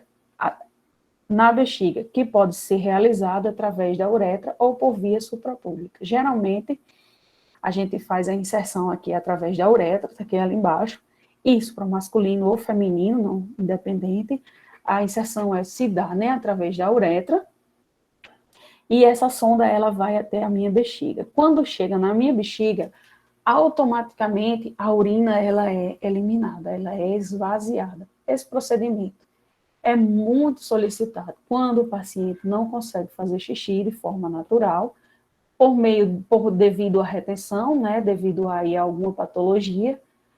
Homens que têm problema de próstata, né, geralmente apresentam dificuldade de fazer xixi ou infecção urinária nas mulheres, enfim, a patologia que vai levar, que vai ocasionar aí a dificuldade de fazer xixi é variada, né? Mas o procedimento é o mesmo para todo mundo. Então, o cateterismo vesical de demora. Sim, lembrando que é um procedimento completamente estéril, ele deve ser feito com luvas estéreis. Eu acho que já foi apresentado as luvas, esse tipo de luva para vocês. Vocês sabem que vocês têm a cirúrgica, né? Que é essa luva que não vem embaladinha dentro de uma embalagenzinha diferente. Essa que vem embaladinha é chamada de luvas estéreis. E essa outra que vem dentro de uma caixa, que é as luvas normais, são as luvas cirúrgicas. Eu acho que elas já foram apresentadas para vocês. Eu não sei. Então, esse procedimento aqui é feito com essas luvas estéreis, né? Que consiste na introdução de uma sonda até Ave Maria, que consiste na introdução de uma sonda até a bexiga através da minha uretra. Tem a finalidade de facilitar a drenagem da urina ou inserir líquido ou medicação com tempo de permanência longo. Indicado quando o paciente vai submeter a uma intervenção cirúrgica. Mulheres que já se submeteram à cesárea, procedimento de cesariana, com certeza já passaram já passaram, né, sonda, já tiveram aí essa experiência que dizem, eu nunca utilizei não, nunca precisei, graças a Deus, espero que não precise, né, mas os relatos dos pacientes que precisam é que causa ardor, só, mas não incomoda, não dói, mas causa um pouco de ardor na hora da passagem mesmo, né. Então, vamos lá explicando o procedimento para vocês. Ó, aqui eu tenho uma sonda, aqui onde eu estou passando o mouse, chamada de Foley, né? F-O-L-E-Y, Foley. E ela pode ter 2 vias, conforme vocês estão vendo aqui, ou 3 vias. Essa aqui de 2 vias, uma é para eu inflar esse balão aqui, tá vendo ele? Na pontinha da minha sonda. E a outra é para mim coletar uma bolsa, que é essa aqui. Esse procedimento aqui é feito no homem, né? Então, a gente, através da uretra, tá aqui, a sonda percorre toda a minha extensão e vai parar aqui na minha bexiga. Tá vendo? Eu não sei se dá para ver aí a imagem, não sei se vocês dá para ver. Mas essa sonda, ampliando ela aqui eu tenho a minha bexiga, aqui eu tenho uma estrutura de um balão chamado de cuff, e essa estrutura, ela é responsável por não permitir que a sonda ela saia, ela desça, né? Por exemplo, alguns pacientes perguntam, e agora, se eu ficar em pé, vai sair? Não, não vai sair. E se eu puxar, sai? Também não sai, gente. E sai, se você puxar de forma inadequada, mas vai sair danificando todas essas estruturas aqui da minha uretra, e isso deve doer bastante. Então, tranquilizar o paciente, né, de que não sai, não cai, não vai sair, diferente da sonda nasogástrica, que você puxa e ela sai, essa não sai, porque tem esse cuff aqui, que tem esse balão, que ele é ativado dentro da minha bexiga. Então, após eu fazer a passagem da sonda, eu inflo esse balão aqui com ar. Pego uma seringa, aspiro 10 ml de ABD, né, de água destilada, água para injeção, e injeto. Então, aqui dentro eu tenho água para injeção, não é interessante fazer com soro, é interessante fazer com água mesmo, e aí não vem, né, essa sonda, se você puxar, ela não vai sair, porque esse balãozinho aqui impede a saída da sonda, tá? E sai, se você puxar, mas eu nunca vi isso. Eu acho que causa um desconforto muito grande, além de romper várias estruturas, e aí a gente tem um problema, né? Então, qual é a finalidade? Drenar a urina, ou inserir em medicação, e aí quando o paciente ele não consegue fazer xixi de forma contínua, né? É indicado também quando o paciente vai realizar cirurgias, geralmente quando a mulher vai ter bebê, que vai submeter a uma cesariana, ou pacientes que vão se submeter à retirada de uma hérnia, homens, né? Hérnia, ou outro procedimento cirúrgico também, pode ser que seja indicado, porque os fármacos que a gente utiliza, eles causam retenção urinária. Então, não, o paciente ele não consegue fazer xixi, ele não sai a urina devido à retenção que a própria medicação ela causa, né? E aí ele não consegue fazer xixi. E aí o médico, antes dele se submeter ao procedimento cirúrgico, o médico já solicita que seja feita aí a passagem da sonda. E vocês passam sonda? Não, quem passa é o enfermeiro, mas vocês auxiliam e podem também levar todo o material, né? E também orientar o paciente. Aqui algumas finalidades do cateterismo vesical de demora, aferição de débito urinário, quantidade de urina, né, que é drenada, irrigação em caso de cirurgias de, quando é feito no homem, quando é feita a cirurgia de próstata, então, ou cirurgias na bexiga, ou cirurgias no canal uretral, irrigar é colocar um soro ligado diretamente à sonda e esse soro, ele irriga, retira todo o sangue, enfim, estruturas que não devem ficar ali presentes dentro do meu órgão e sai, né? Sai pela minha via também da minha sonda. Utilizado também no pós-operatório ou quando o paciente vai submeter a um procedimento cirúrgico e também pode ser administrado medicamentos diretamente por a sonda aqui, se eu tiver a intenção de colocar esses medicamentos aí para fazer efeito diretamente na minha via urinária, né, que é na minha bexiga. Antes de fazer a passagem da sonda, é interessante limpar o local, né? A gente sabe que nem todo mundo faz aí tem uma limpeza adequada, e isso aqui é imprescindível, deve ser realizado, né? A gente faz essa limpeza com clorexidina, são duas substâncias que tem no serviço, e aí a clorexidina degermante e a clorexidina tópica, a aquosa, né? Tópica, também chamada de tópica. Quando vocês forem para o serviço, vocês vão se deparar com elas, pessoal. E essas, isso aqui é tão comum como soro fisiológico, né? Mas elas servem principalmente para fazer a limpeza de estruturas, né? E também para fazer a limpeza de feridas, aí quando for trocar os curativos da vida, também é muito utilizado isso daqui. Vocês vão ver essas substâncias aqui quando estiver pagando cirúrgica, que é uma outra disciplina. Então, é natural que vocês não lembrem dela, não sei se vocês já pagaram cirúrgica também, mas se já pagaram, vocês já devem conhecer essas substâncias aqui. Os tipos de sondas, né, vesical de alívio, está aqui ela, e a vesical de demora, está aqui essa outra.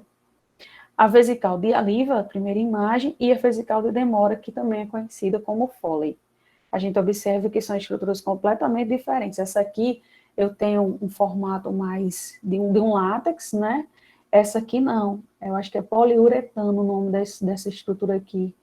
Mas, enfim, a gente vê até no próprio formato que são coisas completamente diferentes, né? Tem a mesma finalidade, sendo que uma promove alívio, porque ela é passada e retirada, depois que eu consigo esvaziar a bexiga, eu retiro, e a outra não, essa outra aqui de baixo, ela pode ficar por mais tempos, né?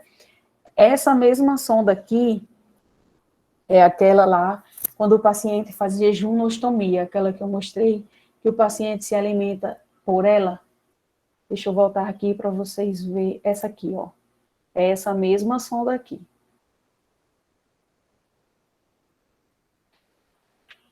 Aqui novamente, como eu falei que tinha uma que tinha 3 vias, tá aqui ela, serve também para xixi, né, quando o paciente não consegue fazer xixi, não consegue urinar, ele tem retenção urinária, ela pode ter 3 vias ou 2 vias, isso aqui é muito privativo do enfermeiro, mas é importante que vocês conheçam, né, para não ficar igual a cega em tiroteio, sem saber o que é e nem para onde vão, e por isso que eu trouxe aqui, tá aqui uma outra, essa aqui é de 2 vias, essa aqui de 3 vias.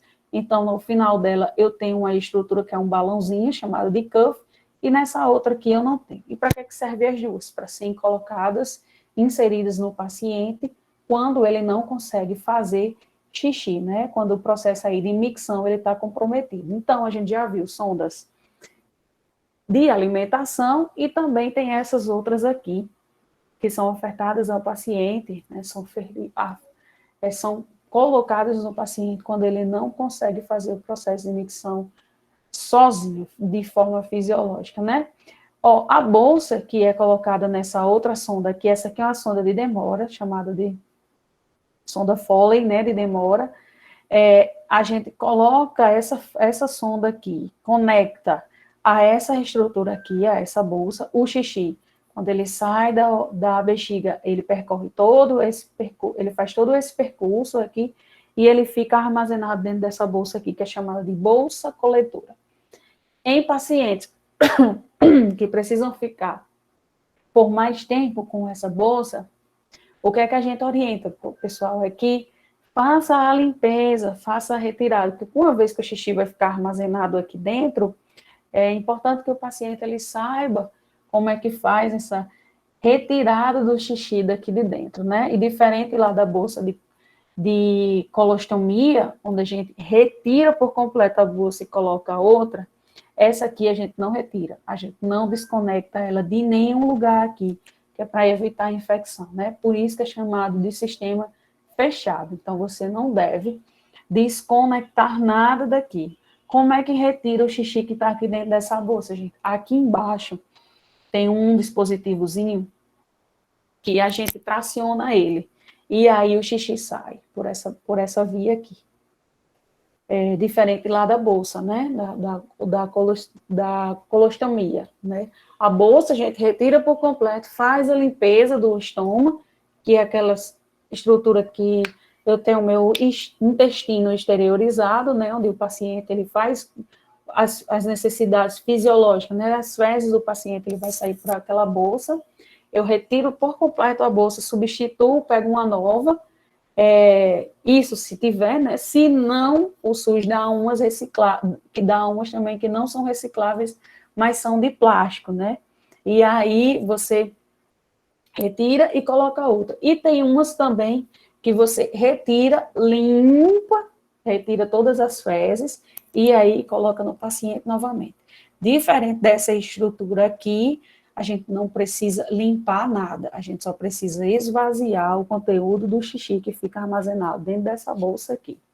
Eu acho que tudo isso aqui é algo muito novo para vocês, né? Não sei se vocês já tiveram contato com esses tipos de dispositivos aqui, mas não se preocupem, porque vocês vão ter tempo, né?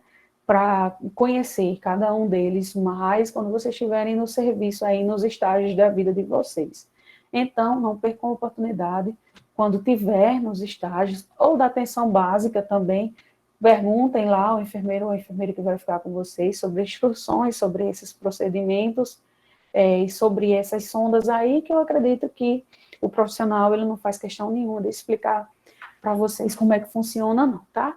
É para vocês atentarem, conhecerem esses dispositivos e não se sentirem perdidas, tá? Então, o material que a gente utiliza, a gente vê aqui que é uma lista bem maior daquela da sonda de alimentação, e é um procedimento estéril, né? Onde a gente deve fazer tudo de forma, claro, estérica, para evitar principalmente aí as infecções da vida, certo? Então, cuba rim, cuba redonda, e isso aqui é muito de hospitais, infelizmente, né? De hospitais privados, onde ofertam esses dois tipos de cuba aqui. Geralmente a gente tem essa daqui, cuba rim. Cuba redonda, gases, algodão. Essa pinça aqui, ela é muito utilizada na atenção básica pelo enfermeiro. Não sei se vocês já viram ela, não sei se vocês já pagaram cirúrgico. Se já pagaram, já devem ter visto, chamada Sharon. O campo fenestrado, é aquele campozinho verde, um paninho verde, aquilo ali é chamado de campo fenestrado. Sonda vesical, de acordo com o tamanho, vocês vão ver também que a depender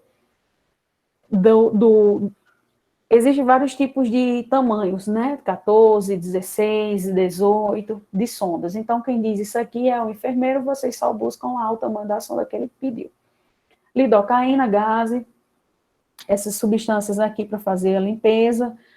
Luvas de procedimento, luva estéreo, uma seringa, agulha para fazer a aspiração da água para injeção, né, que ela vai ser colocada lá no meu cuff. Isso aqui quem faz é o enfermeiro também, tudo isso aqui quem faz é o enfermeiro, vocês apenas auxiliam, tá? A bolsa coletora, que é essa estrutura aqui, e um saco plástico biombo. Biombo é aquela estrutura que serve para preservar a intimidade do paciente, né? Porque a gente sabe que em uma sala onde existem vários pacientes, deveria, mas não é sempre que tem, aqueles eu conheço biombo, né? Mas é como se fosse aquelas paredes que dividem um paciente do outro. Então, isso aqui, essa estrutura aqui, é para garantir, né, a intimidade, que a intimidade do paciente ela seja preservada.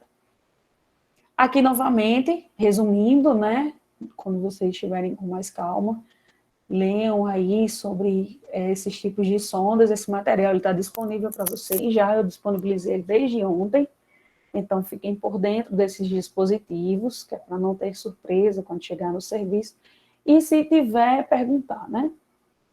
Aqui é de Aliva, e essa outra estrutura aqui é a de Demora.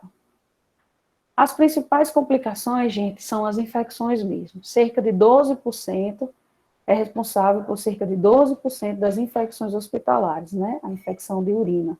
De 70% a 80% das infecções urinárias em pacientes internados ocorrem devido ao uso do catéter. Na hora que a gente está colocando a sonda, acontece de a gente, se por acaso contaminar a sonda, né, a estrutura todinha, e aí o paciente ele vai e desenvolve uma infecção urinária. Então, isso aqui é uma das principais complicações mesmo, com a passagem de sonda, né, são as infecções urinárias.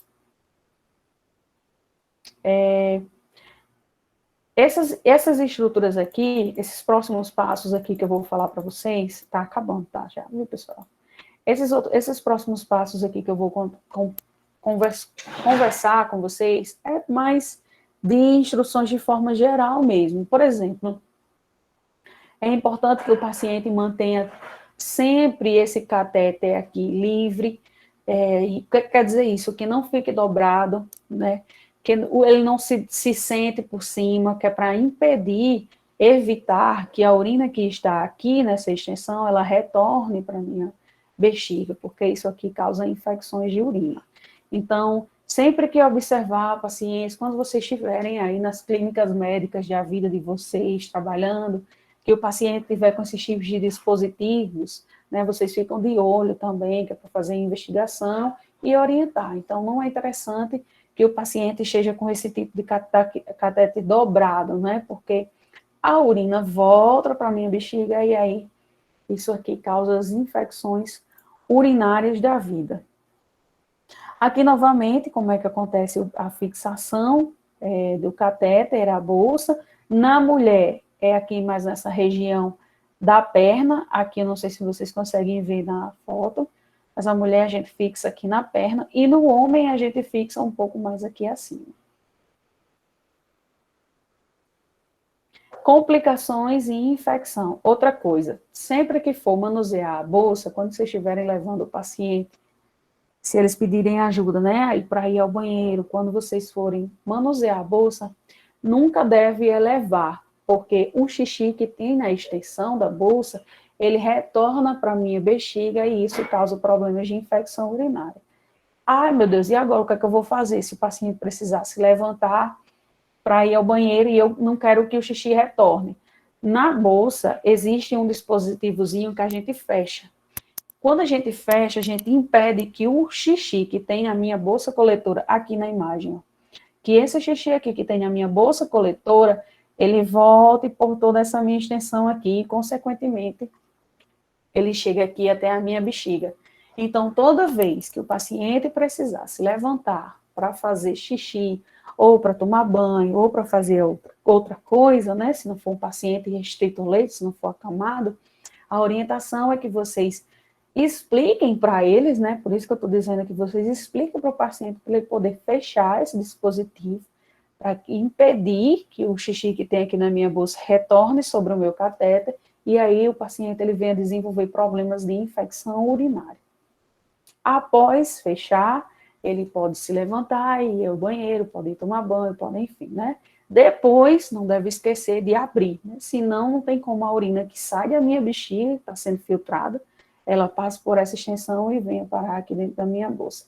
Após encher essa bolsa aqui, Na clínica médica, se o paciente estiver internado, quem faz o esvaziamento dessa bolsa aqui somos nós, né? A gente que vai lá avaliar a urina como um todo, né? Quando o paciente ele está com sonda, gente, que a gente vai precisar fazer a evolução do paciente, a gente verifica tudo, né? A cor da urina, se tem odor, se tem presença de sangue, as características, então tudo, que é para a gente poder descrever isso na nossa evolução. Eu faço a minha como enfermeira, vocês fazem a de vocês como técnicas, né? Da evolução, ninguém se livra. Limitação da passagem do catéter. Uma das coisas que a gente não consegue passar essa sonda no serviço é justamente se o paciente tiver problema de próstata. Vou aqui direto para a imagem, porque eu acho que é mais fácil de vocês compreenderem. Nessa primeira fotinha aqui, a gente tem a bexiga, né, essa estrutura aqui, e aqui embaixo a gente tem uma outra estrutura chamada de próstata, isso aqui para o homem, né? Se o homem tiver a próstata aumentada, como mostra aqui nessa segunda imagem, a gente vê que o canal da bexiga ele fica muito limitado, e aí eu não consigo fazer a inserção da sonda, né? Eu não consigo passar de jeito nenhum, é uma limitação, né, da passagem da sonda aí. Já aconteceu comigo? Já aconteceu comigo, não consegui, e aí a gente pede a ajuda de um urologista, né, encaminha o paciente para um serviço especializado para saber o que está acontecendo. E também, se não a gente não conseguir, pacientes que vão, suponhamos que vocês caiam aí dentro de um centro cirúrgico, né, o primeiro emprego de vocês é dentro de um centro cirúrgico. Gente, uma coisa, quando a gente termina o curso de técnica, o curso de enfermeira, a gente não sabe onde é que a gente vai trabalhar. Então, eu já falei para vocês, existem diversos setores, né, na área hospitalar. E a gente não sabe. E aí a gente se depara com situações locais, né, onde o serviço, por exemplo, o serviço que a gente desenvolve na urgência e emergência é diferente do serviço que eu utilizo lá no centro cirúrgico, que é diferente do serviço da UTI, que é diferente, estão entendendo, da atenção básica. Então, são estruturas completamente diferentes, né? E aí, quando vocês terminarem, vocês não sabem onde é que vocês vão trabalhar, né? E a gente vai vencendo essas dificuldades, essas barreiras com o tempo mesmo, com paciência, se dedicando, estudando, tendo curiosidade, né, de aprender, tendo humildade para aprender, se não saber, se não souber, né, questionar, perguntar, pedir ajuda, sempre tem alguém que nos ajude. E é isso, né, o tempo vai ensinando a gente a lidar com diversas situações, né. Só para a gente finalizar aqui, isso aqui foi uma limitação da passagem, né, da sonda. Eu coloquei porque foi algo que aconteceu comigo no serviço já. Eu trabalhei, quando eu estava trabalhando no centro cirúrgico, eu não consegui fazer a passagem do catéter da sonda. Aí o que aconteceu? Eu comuniquei ao médico, né, que a gente comunica, claro, que é para ele poder ver aí uma segunda opção, né, o que fazer. Então, comuniquei, a cirurgia foi suspensa e o paciente ele foi encaminhado para um serviço especializado com o urologista, né? E posteriormente, com a clínica mesmo, com a prática do serviço, a gente deduz que pode ser, sim, isso aqui, um problema de próstata, né? Que é onde a gente tem essa dificuldade devido aqui ao aumento do tamanho da próstata do paciente.